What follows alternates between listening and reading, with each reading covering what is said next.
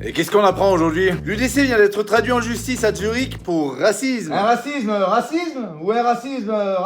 Un racisme light. Ah bah ça va. Une déclaration de l'UDC zurichois visant les Érythréens a été jugée raciste ce mercredi. L'ancien président a été acquitté. Mais c'était quoi ces vilains mots? En 2019, l'UDC a qualifié dans un communiqué les requérants d'asile érythréens de criminels violents non intégrables. C'est du racisme ou des faits? Ah oui tiens, on va s'intéresser un petit peu aux chiffres de délinquance érythréenne. Sur les 10 dernières années, on a accepté environ 20 000 Érythréens à l'asile. C'est la guerre en Érythrée?